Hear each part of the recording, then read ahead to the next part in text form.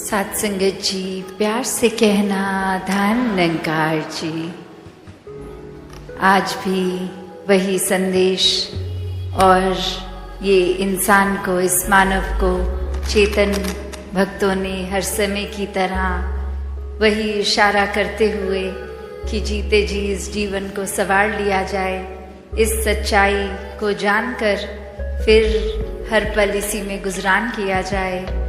और कैसे ये कुछ भी एक, अगर हमारी उस समय में जो भी हम कर रहे हों उस पल में, तो वही बात जैसे लिविंग इन द मोमेंट की बात होती है, तो ये भक्ति भी फिर किसी समय भी जो भी कर रहे हैं वो ही अगर चीज़ में हम ये ध्यान डालते हैं इस निरंकार के एहसास द्वारा, तो वो कार्य भी भक्ति बन जाता है। कैसे एक जो आज भी प्रेरणा में सुना कि ये पहले विषय इस परमात्मा को जानने का है, और जब ये ब्रह्म ज्ञान द्वारा जान लेते हैं, ये विश्वास आ जाता है और ये मान लेते हैं, तो ये एक ही सच, एक ही परमात्मा जिसको देख भी लिया और इसमें यकीन भी हो गया, ये एक भाव और उसके बाद फिर स्वाभाविक ही हो जाता है एक हो जाना। ये एकमिक अवस्था इस परमात्मा के साथ, इस परमात्मा की बनाई हर चीज़ के साथ। तो कैसे एक कहानी भी दासी के ध्यान में आ रही है, जहाँ एक इंसान होता है, वो बहुत ही श्रद्धा से किसी गुरु के पास जाते हैं और वहाँ वो ये बात कहते हैं कि एक बहुत समय से आ तो रहे हैं, आपके प्रवचन भी श्रवण कर रहे हैं, पर ये जीवन नहीं बदल पा रहे।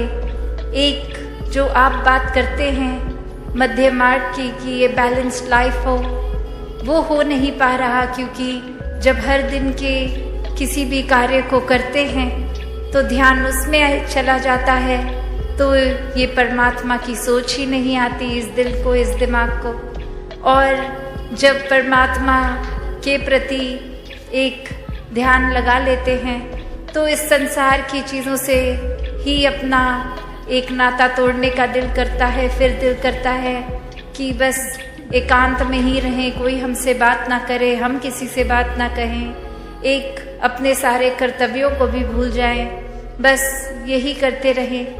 तो आप तो समझाते हैं कि कैसे ये बैलेंस रखना है कि दुनिया में जीना भी है, समाज परिवार की सेवा भी करनी है, और हर पल में परमात्मा को भी याद रखना है, और ये उपलब्धियों को भी प्राप्त करना है, मेहनत करनी है। और अब इस उपलब्धियों से इतनी सारी चीज़ें घर में खरीद के रखनी है, तो नज़र जहाँ जाती है एक नई डिस्ट्रैक्शन बन जाती है।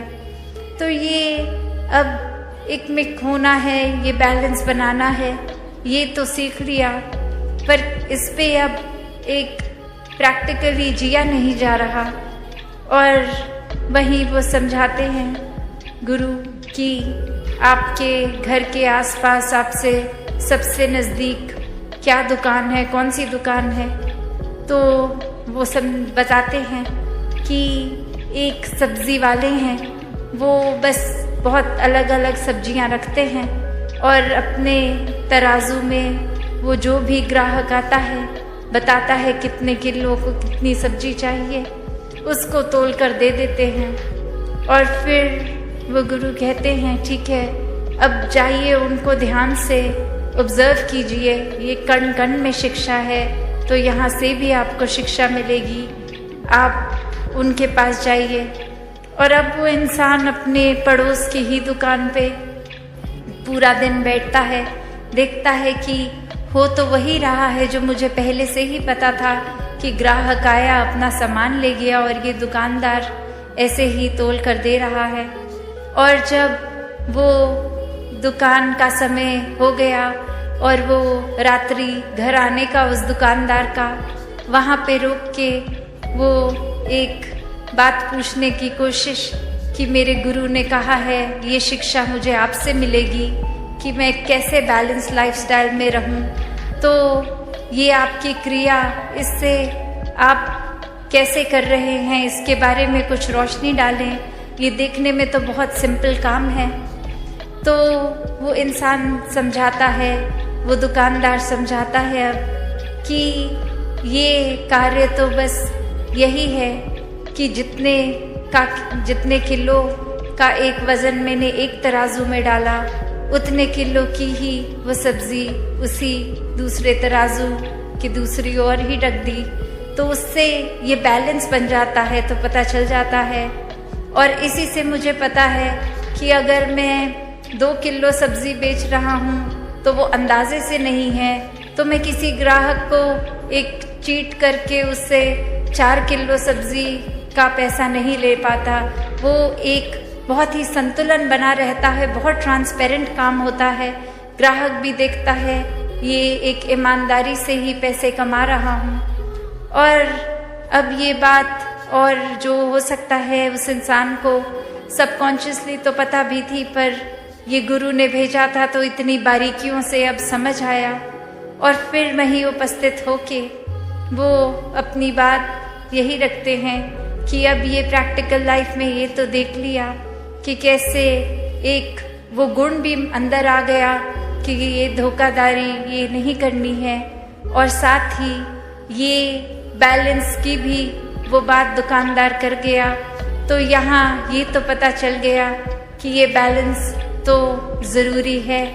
और अब बस ये इम्प्लीमेंट कैसे करूँ, तो आगे से वो गुरु यही समझाते हैं कि कैसे वो दुकानदार चाहे एक क्रिया रूप में, एक पूरे दिन में, एक कुछ भी, कैसे भी ग्राहक आ रहे होंगे, कोई बहुत ही जल्दी में होंगे, कोई तो ऐसे भी होंगे कि इतने धीरे धीरे एक बात कर रहे हैं, सोच रहे हैं सब्जी क्या लें, और उनके पीछे और क्यू लग रही होगी, एक लाइन लग रही होगी ग्राहकों की, और इससे देखकर कि इतनी देर लग रही है, कुछ ग्राहक वो लाइन छोड़ के किसी और सब्जी वाले पे भी जा रहे होंगे कि हमें जल्दी चाहिए, और ये दुकानदार तो इतनी देर लगा रहा है। और किस तरह से कोई बहुत ही खुशी के अवसर के लिए बहुत सारी सब्जियां लेके जाएगा, और कोई तो आकर कुछ पत्ते ही लेके चला जाएगा, कोई बहुत ही जल्दी में आएगा, एक हबचड़ी भी मचाएगा, और कोई बहुत ही एक सहज भाव में आके आराम आराम से कर लेगा। तो वो दुकानदार ये सब देख रहा है, कितने रंग देख रहा है ग्राहक के भी, पर वो तो वही कार्य सहजता में करता जा रहा है कि जिसने अपनी रिक्वायरमेंट बोली उसको उतना उतना तोल कर देकर उससे पैसे ले लिए। तो बात वही कि ये एक अपने स्वभाव को अपने ग्राहक के स्वभाव जैसा पल पल में नहीं बदल रहा, ये बहुत ही स्थिर होने की निशानी। और जो व्यक्ति इस परमात्मा को जीवन में धारण कर लेता है इस ब्रह्म ज्ञान से, तो फिर कोई भी उथल पुथल हो, कोई इरिटेशन नहीं आती, कोई भारी चीज़ या कोई इंसान हमारे साथ कैसा है, उस चीज़ पे हमारा उस तरह से बिहेव करना डिपेंड नहीं करता। कि कोई अगर जल्दी में आया तो दुकानदार ने भी उतनी ही जल्दी से नहीं दिया, उसने अपना पूरा प्रोसेस को फॉलो किया, और देर उसने उतनी ही लगाई जितनी वो किसी और ग्राहक के साथ लगाए। और वही बात संसार में रहने के लिए भी कि कैसे एक दुनिया में हम अगर आए हैं तो फिर एक ये जहाँ संसार भी है, और ये बचपन से एक स्कूल में भी बच्चे को क्यों डालते हैं, ताकि शिक्षा ले, कुछ सपने बनाए और सपनों को फिर साकार करे, एक अपने पैशन को फॉलो करे, और फिर ये पैशन फॉलो करते करते धन दौलत भी कमाए, और ये फिर उस तरह से कामकाजी होके अपने लिए आरामदायक चीज़ें खरीदें जिससे जीवन थोड़ा सा एक इजी हो जाए।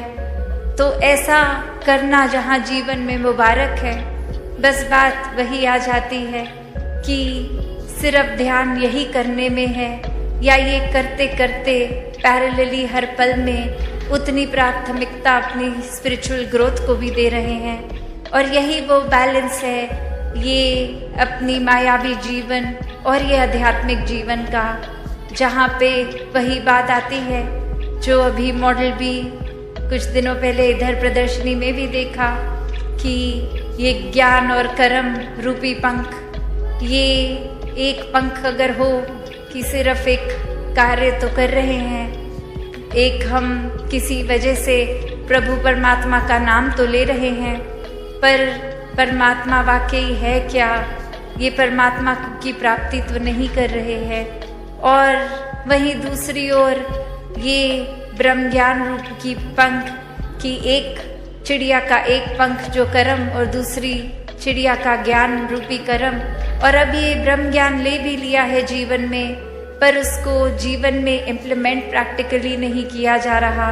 अपने जीवन में सारे अवगुण अभी भी वहीं के वहीं रखे हैं, एक अपनी वाणी को कठोर का कठोर ही रहने दे रहे हैं, ये किसी से मधुर स्वभाव अपने अंदर नहीं ला रहे, किसी से प्यार से बात नहीं कर रहे। तो ब्रह्म ज्ञान जीवन में आने के बावजूद भी ये उड़ना कहाँ संभव होगा।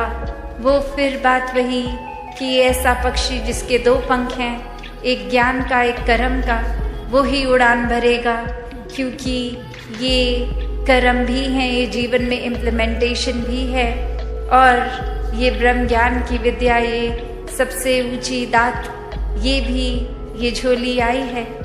तो यहाँ एक ये जो बैलेंस का उदाहरण इस कहानी में भी, तो कैसे एक सुनने में तो लगता है कि एक शायद बैलेंस अचीव करना जीवन में पॉसिबल नहीं है, क्योंकि हमारा जहाँ मन ये चंचल है, एक तरफ अगर लग जाएगा, एक अगर हमने चीज़ दिमाग में बांध ली तो बस उसी ट्रैक पे उसी को ही सोचता जाएगा और एक चीज़ की इतनी एक्सट्रीम कर देगा, एक अपनी पॉइंट ऑफ व्यू को भी इतना एक्सट्रीम हम मान लेंगे कि हमारे जैसा अच्छा कोई सोच ही नहीं सकता, एक हमारे जैसा अच्छा तो कुछ भी कोई नहीं कर सकता, कोई है ही नहीं इतना अच्छा।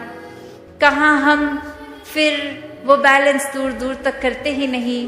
और ये तो पता ही है, जब एक चीज़ की ही अति होती जाएगी तो फिर दूसरा एक बैलेंसिंग फैक्टर है ही नहीं। तो वो एक हाइट जहाँ तक कोई अगर ऊंचा जाता है, अगर कितनी भी पहाड़ की ऊंची चोटी पे चले जाएं, तो एक वो लास्ट फाइनल पॉइंट होगा, वो टिप होगी, उसके ऊपर तो और वो पहाड़ है ही नहीं। तो फिर अब बस एक नीचे की ओर ही जाना बाकी रह जाएगा। तो बात वही कि ये सेवा, सुमिरन, सत्संग, इस परमात्मा से जोड़कर ये बैलेंस बना कर रखने की बात, और वहीं ये भी एक समझाया गया, आज चाहे सुबह वो सेवा दल रैली के रूप की एक स्किट द्वारा ही एग्जाम्पल उन्होंने सेवा का ही लिया कि कैसे हम अगर सिर्फ सेवा की ही एक्सट्रीम करते जा रहे हैं कि एक सत्संग को प्रायोरिटी नहीं, एक बस ये सोच रहे हैं कि आज हमारी ड्यूटी है तो हम पहुंच जाएंगे सेवा पे, क्योंकि वो एक हमें काम दिया गया है तो वो कार्य निभाना है, और मन की खुराक के लिए ये सत्संग को भी प्रायोरिटी नहीं, तो वो सेवा भी बस कार्य ही बन जाएगी, क्योंकि वो भाव तो सत्संग से मिलते हैं। और ये मन में भी अगर सिमरन का घाटा है तो ये सेवा और सत्संग भी फिर वो एक हमारी ग्रोथ के लिए इनकम्प्लीट है। तो यहाँ ये तीन चीज़ों का बैलेंस है। उस तराजू में वो पंखों में तो चलो दो पंख की बात थी, यहाँ एक ये निराकार को हर समय रखकर ये सेवा, सिमरन, सत्संग को ही इक्वली इम्पोर्टेंट बना के रखना, ऐसा बैलेंस करना। और जो ये कर लेते हैं उनके लिए फिर ये जीवन भी बहुत सहज हो जाता है, फिर कुछ एक्स्ट्रा एफर्ट नहीं लगता।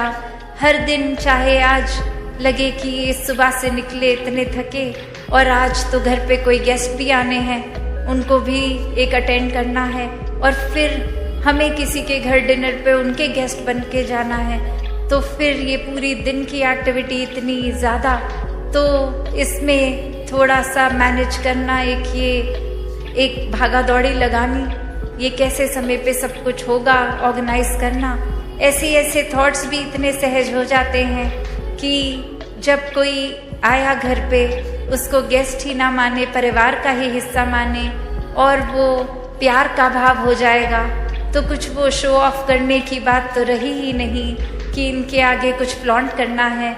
उनको वैसे ही प्यार से बिठा के खाना परोसना है और उसी प्यार से वो खाना भी बनाया जाएगा कि ये किसी को इम्प्रेस करने के लिए नहीं है, बस ये जो आ रहे हैं उनसे इतना प्यार है क्योंकि वो प्रभु के ही बनाए गए हैं। और अब जब वो बात आ जाती है तो वही प्यार से खाना बनाया गया, खिलाया गया और फिर आगे किसी और के भी घर जा रहे होंगे तो वही प्यार लेकर जाएंगे कि आप कोई बात नहीं, आप बैठिए, आपका चाहे घर है पर हम मेहमान होकर भी आप बताइए क्या लाना है, हम खुद लेके आएंगे किचन से।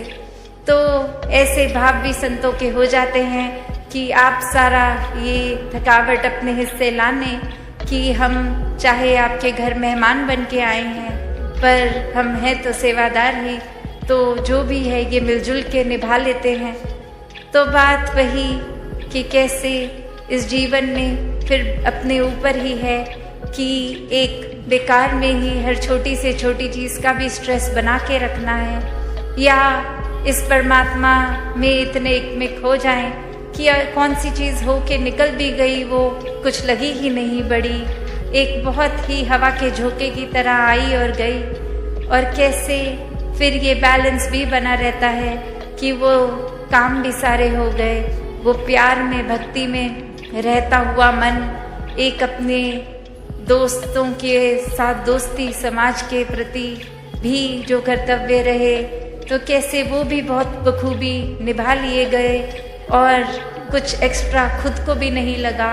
एक जैसे एक कोई पूरे दिन अगर कुछ नहीं भी होता करने में तो भी दिल वही महसूस कर रहा था, या फिर कोई दिन जो पूरी तरह से जैम पैक्ड है कि फुर्सत ही नहीं सांस लेने की, उसमें भी ये दिल दिमाग उतने ही रिलैक्स्ड।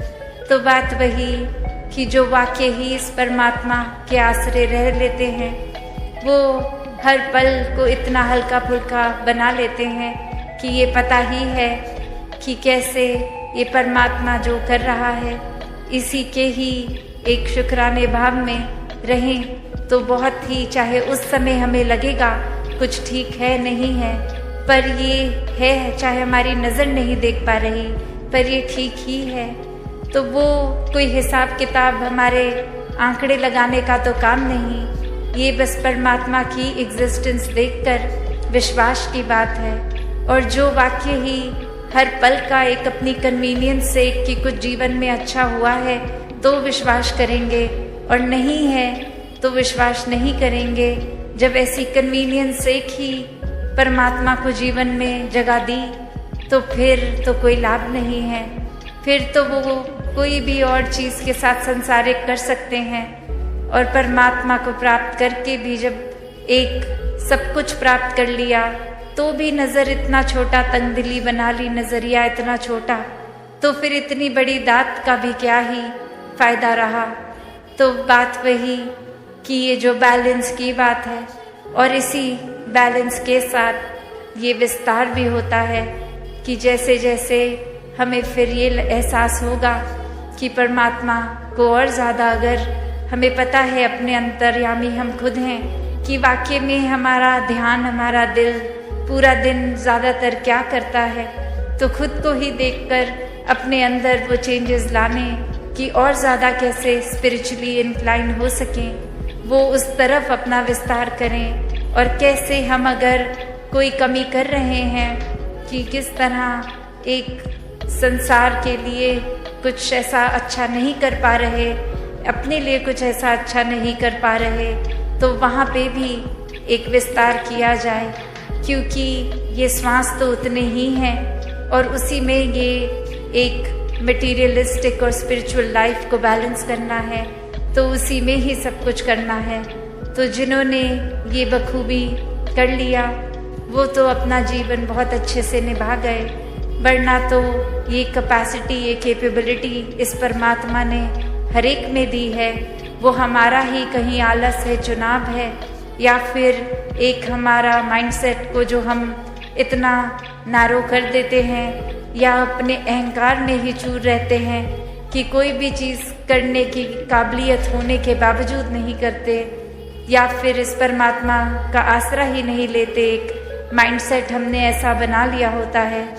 तो दातार जहाँ हर किसी को अपने दर्शन इस ब्रह्म ज्ञान द्वारा कराता है, तो अगर हमने ही यहाँ जैसे अभी प्रवचनों में भी सुना कि अगर आँख हमारी बंद है तो हम वो देख ही नहीं पाएंगे जो है, तो बात वही कि ये जीते जी अपने जीवन को भक्तों ने जहाँ खुद भी संवारा है, वहाँ हर एक को संवारने की प्रेरणा दी है।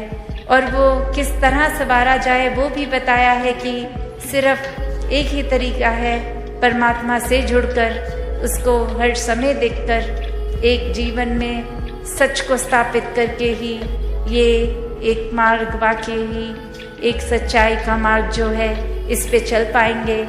हर एक के सत्संगत जी प्यार से कहना धन निरंकार जी। सत्संगत जी सभी रोगों का डॉक्टर है मेरा सदगुरु।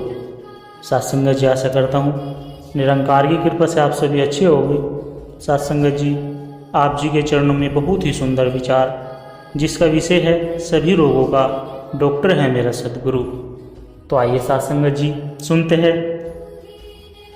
सत्संगत जी सर्दियों की सुबह थी। कोहरे की चादर में लिपटी गलियों में सन्नाटा पसरा हुआ था। लोग रजाइयों में दुबके हुए थे, पर एक छोटा सा कमरा जहाँ से धीमी धीमी प्रार्थना की आवाज़ आ रही थी, उस कमरे में आरव नाम का एक व्यक्ति बैठा था जो 28 वर्ष का था। सत्संगत जी जिसकी आंखों में एक ओर निराशा की छाया थी और दूसरी ओर एक कोमल सी उम्मीद की लो थी। आरव एक होनहार मेडिकल स्टूडेंट था, जिसने दिल्ली के सबसे प्रतिष्ठित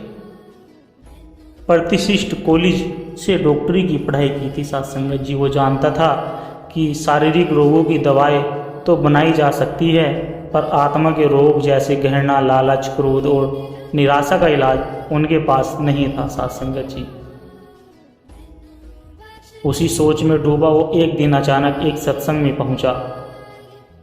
सत्संगत जी बस यहीं से उसकी ज़िंदगी ने एक नई करवट ले ली। आरव बेटा कितनी देर और नींद आएगी, उठ जा, सत्संग के लिए देर हो जाएगी, माँ ने यह कहकर उसे पुकारा। आरव बोला, माँ मुझे नहीं जाना, सत्संग से किसी की बीमारी थोड़े ना ठीक होती है, दवाइयों से इलाज होता है, सतगुरु से नहीं। सत्संगत जी आरव ने जवाब दिया। यह सुनकर माँ मुस्कुराई। उन्होंने सिर्फ इतना कहा कि कभी खाली मन से वहाँ बैठकर देख लेना बेटा, शायद तुझे वो मिल जाए जो तुझ में अब तक अधूरा है। सत्संगत जी आरव को पता नहीं था क्यों उस दिन माँ की बात दिल को छू गई। वो माँ के साथ सत्संग में चला गया। संत निरंकारी मिशन का वो सत्संग हॉल रोशनी से जगमगा रहा था, लेकिन वहाँ की ऊर्जा कुछ और ही थी। सत्संगत जी कोई जोर शोर नहीं, कोई शोरगुल नहीं, फिर भी सिर्फ आत्मिक शांति और सच्चाई की अनुभूति थी। सदगुरु बाबा हरदेव सिंह जी महाराज का दिव्य चित्र मंच पर सुशोभित था। मंच से एक सेवादार बोल रहे थे कि जब तक आत्मा का रोग ठीक नहीं होता तब तक शरीर का इलाज अधूरा रहता है। सत्संगत जी आरव को पहली बार लगा जैसे किसी ने उसके भीतर की बेचैनी को शब्द दे दिए हो। सत्संग खत्म हुआ। बाहर एक नेत्र चिकित्सा शिविर लगा था जहां डॉक्टर्स मुफ्त सेवा दे रहे थे। माँ ने आरव से कहा, तेरी पढ़ाई तो यहीं काम आएगी, चल कुछ सेवा कर ले। सत्संगत जी आरव अनमाने ढंग से तैयार हुआ, पर जब उसने देखा कि कैसे डॉक्टर्स, नर्स और स्वयं सेवक बिना थके बिना स्वार्थ के सेवा कर रहे हैं, उसका हृदय भर आया। सत्संगत जी हाँ कोई फीस नहीं। उसने पूछा, यह सेवा है? बेटा एक वृद्ध सेवादार बोले, यहाँ तन मन और धन से सेवा होती है, क्योंकि सतगुरु ने हमें यह शरीर दिया है और बुद्धि सेवा के लिए ही तो दी है। उस रात सत्संगत जी आरव बहुत बेचैन रहा। उसके मन में सिर्फ एक ही विचार घूम रहा था कि मैंने अब तक बस शरीर के रोग देखे, पर यह लोग आत्मा के रोगों की बात करते हैं। सत्संगत जी ईर्ष्या, द्वेष, अहंकार, क्या वाकई में इसका भी कोई इलाज है? सत्संगत जी माँ के पास जाकर उसने कहा कि माँ, कल के सत्संग की किताबें है क्या? मैं पढ़ना चाहता हूँ। माँ ने मुस्कुराकर संत निरंकारी वाणी और मिशन की विचारधारा की कुछ पुस्तकें आरव को दे दी। सत्संगत जी, उस रात पहली बार आरव ने मेडिकल जर्नल्स के बजाय वो किताबें पढ़ी। कुछ सप्ताह बीत चुके थे। आरव हर रविवार सत्संग में जाने लगा था। सत्संगत जी वो मंच पर बोले हर शब्द को अब आत्मा की खुराक मानता था। एक दिन उसे पता चला सत्संगत जी की संत निरंकारी मिशन के वर्तमान सदगुरु माता सुदीक्षा जी महाराज शहर में आ रहे। उसका दिल जोर जोर से धड़कने लगा। जब वो पहली बार सतगुरु माता सुदीक्षा जी के सामने गया, उसके भीतर कुछ टूट कर बह गया। आंखें नम थी, वो बोल ना सका, पर सतगुरु की आंखें मानो सब कह रही थी, सत्संगत जी बेटा, मैं जानती हूँ तुझ में क्या पीड़ा है, अब वो मेरी है। उस क्षण आरव का एहसास हुआ सत्संगत जी कि उसका जीवन अब पहले जैसा नहीं रहेगा। उसने नम आंखों से प्रणाम किया और भीतर ही भीतर खुद से वादा किया कि अब मैं एक डॉक्टर नहीं, एक सेवक बनूंगा। सत्संगत जी अपने सतगुरु और उस मानवता का जिसकी सेवा मेरा धर्म है। आरव के पिता बहुत अमीर व्यापारी थे। सत्संगत जी वे चाहते थे कि आरव किसी नामी अस्पताल में लाखों की नौकरी करे, लेकिन आरव अब बदल चुका था। उसने एक सेवा केंद्र में फ्री क्लिनिक खोलने का निश्चय किया। पिताजी, मुझे अभी बस यही करना है, आरव ने दृढ़ता से कहा। पिता क्रोधित हुए। तू लाखों की नौकरी छोड़कर यह सतगुरु कर रहा है, क्या मिलेगा वहाँ? सत्संगत जी आरव ने मुस्कुराकर जवाब दिया, मुझे अब पता है कि मैं केवल शरीर का डॉक्टर नहीं बना, आत्मा की सेवा का सौभाग्य भी पाया है। सत्संगत जी, सतगुरु सब कुछ देगा, आप बस आशीर्वाद दे। पिता चुप हो गए। आरव ने एक छोटा सा क्लिनिक खोल लिया। वहाँ कोई फीस नहीं ली जाती थी, कोई जात पात का भेदभाव नहीं था। वहाँ खुद झाड़ू लगाता, झोला टांग कर दवा लाता, रोगियों से प्यार से बात करता और एक मुस्कान देकर सबका दर्द छीन लेता था। सत्संगत जी, एक दिन एक भिखारी वहाँ आया।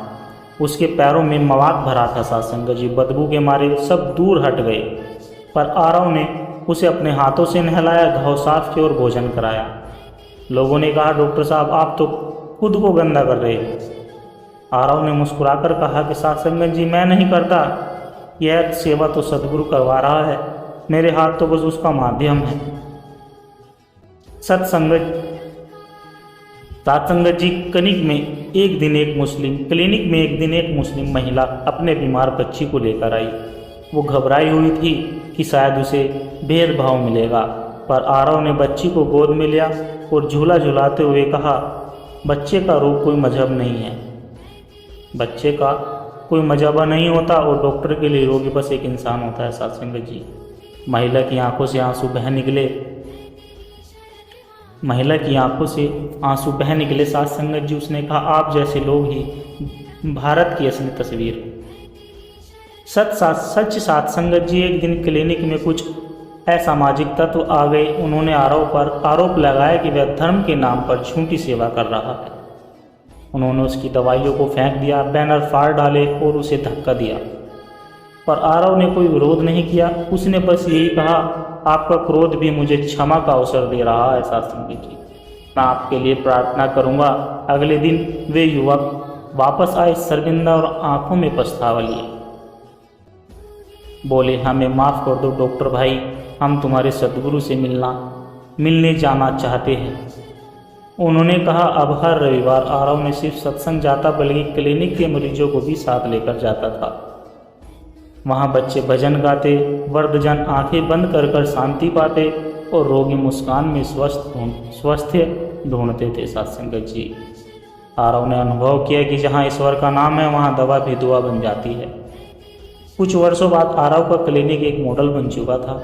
देश विदेश से लोग आते, सेवा करते और प्रेम बांटते। सत्संगत जी, एक इंटरव्यू में आरव से पूछा गया कि आपको इन सब का श्रेय किसे देना चाहोगे। उसने बिना सोचे कहा कि सभी रोगों का सच्चा डॉक्टर मेरा सतगुरु है। उसी ने मेरे भीतर सेवा, प्रेम और सहनशीलता का दीप जलाया है। सत्संगत जी, मैं तो सिर्फ उसका यंत्र हूँ। एक बार फिर वही कोहरा भरी हुई सुबह थी, पर अब आरव अकेला नहीं था। उसकी बाहों में एक नवजात बच्चा था सत्संगत जी, जिसे एक अनाथ माँ मरते समय छोड़ गई थी। आरव ने उसे अपनाया और एक पत्र में लिखा, मेरे सद्गुरु ने मुझे दिखाया कि असली डॉक्टर वो है जो रोग के साथ साथ दर्द भी देख सके और बिना किसी स्वास्थ्य के सेवा कर सके। सत्संगत जी, अब मेरी जिंदगी दूसरों की है, क्योंकि प्रेम बांटने से ही आत्मा स्वस्थ होती है। जहाँ प्रेम होता है वहाँ ईश्वर होता है। सत्संगत जी, जहाँ सेवा हो वहाँ सतगुरु है, और जहाँ सहनशीलता हो वहाँ जीवन का सच्चा अर्थ है। जीवन में जब तक हम केवल अपने लाभ, अपने सुख और अपने लक्ष्य तक सीमित रहते हैं, तब तक हम अधूरे हैं। सत्संगत जी, आरव के रूप में हमने एक ऐसे युवक की यात्रा देखी जिसने विज्ञान और आधुनिक शिक्षा के बावजूद भी भीतर की रिक्तता अनुभव की, और उसका उपचार किसी दवा, डॉक्टर या धन से नहीं, बल्कि सतगुरु की शरण, प्रेम, सेवा और सहनशीलता से हुआ। सत्संगत जी, संत निरंकारी मिशन का यही संदेश है कि हम मानव है और मानवता ही हमारा धर्म है। सच्चा सतगुरु वह है जो हमें आत्मा की आंखों से देखना सिखाए और जीवन को सेवा, सहिष्णुता व परोपकार से जोड़ दे। सत्संगत जी, आरव ने केवल बीमारियों का इलाज नहीं किया, बल्कि प्रेम से घृणा का, सेवा से स्वार्थ का और क्षमा से क्रोध का भी उपचार किया। उसके क्लिनिक में कोई जात पात, कोई धर्म या अमीरी गरीबी का भेदभाव नहीं था। सत्संगत जी, वह सिर्फ एक चीज थी, प्रेम और मानवता की सेवा। सतगुरु की प्रेरणा से आज आरव जैसे अनगिनत सेवा समाज में प्रेम का प्रकाश फैला रहे हैं। सत्संगत जी, क्योंकि उन्होंने जाना है कि सभी रोगों का असली डॉक्टर सतगुरु ही है। वह आत्मा का वेद है जो बिना दवाई दिए भी जीवन को ठीक कर देता है। उसकी एक मुस्कान में संजीवनी होती है और उसका एक वचन जीवन का मार्ग बन जाता है। सत्संगत जी, हे सतगुरु, तो हमें ऐसा प्रेम दे, ऐसी सेवा दे और ऐसी सहनशीलता दे कि हमारा जीवन केवल स्वयं के लिए नहीं, अपितु संपूर्ण मानवता के लिए समर्पित हो जाए। तू ही हमारा डॉक्टर है, तू ही हमारी संजीवनी है। एक बार गर्मी अपने चरम पर थी। सत्संगत जी, पानी का संकट इतना था कि हर घर में हाहाकार मचा था। लोग सुबह से ही कुएं पर लाइन लगाए बैठे थे। वहीं एक बुजुर्ग जो कमज़ोर थे और पानी नहीं भर पा रहे थे, एक महिला ने देखा सत्संगत जी, और रोज अपनी एक लोटा पानी उनकी बाल्टी में डालने लगी। धीरे धीरे गांव के लोग भी जुड़ने लगे। सभी ने मिलकर थोड़ा थोड़ा पानी देना शुरू किया। कुछ ही दिनों में बुजुर्ग की बाल्टी हर रोज भरने लगी। सत्संगत जी, अब वो बूढ़ा बाबा रोज सबको आशीर्वाद देते और कहते, निरंकार सब देख रहा है, जो बांटता है वही पाता है। सत्संगत जी, कहने का भाव यही है कि सच्ची सेवा वही है जो निस्वार्थ हो। जब हम थोड़ा थोड़ा सहयोग करते हैं तो समाज में बड़ा बदलाव आ जाता है। सतगुरु हमें सिखाते हैं कि इंसानियत की सबसे बड़ी पूजा सेवा है। आर्यन पढ़ाई में अच्छा था, मगर रंग और बोलचाल के कारण स्कूल में उसका मजाक उड़ाया जाता था। सत्संगत जी, वो चुपचाप सब सहता, मगर अंदर से टूट रहा था। एक दिन स्कूल में सत्संग हुआ। संत ने कहा, रंग रूप शरीर का है, आत्मा एक जैसी ही है। क्लास के बच्चों पर गहरा असर पड़ा। अगले दिन से सबने आर्यन से प्रेम से बात की। धीरे धीरे वह सब में घुल मिलने लगा और सत्संगत जी, उसकी आत्मा फिर से खिल उठी। सत्संगत जी, कहने का भाव यही है कि सहनशीलता कमजोरी नहीं, महानता का चिन्ह है। संतों की वाणी से बदलता है दृष्टिकोण और प्रेम से बदलता है समाज। सत्संगत जी, राजेश ऑफिस से थक कर रोज चिड़चिड़ा घर आता। उसकी पत्नी हमेशा मुस्कुराकर उसका स्वागत करती। एक दिन उसने पूछा, तुम हमेशा इतनी शांति से क्यों रहती हो? पत्नी बोली, सतगुरु ने सिखाया है कि मुस्कान भी सेवा है। सत्संगत जी, राजेश उस दिन पहली बार मुस्कुराकर बच्चों से मिला। बच्चों की हंसी से उसका दिन बन गया। अब वो भी हर रोज मुस्कुराने लगा। सत्संगत जी, मुस्कान छोटी लगती है पर उसका प्रभाव बहुत बड़ा होता है। जीवन में प्रेम और शांति लाने का यह सबसे सरल मार्ग है। एक छोटे से गांव में एक बूढ़ी अम्मा रहती थी।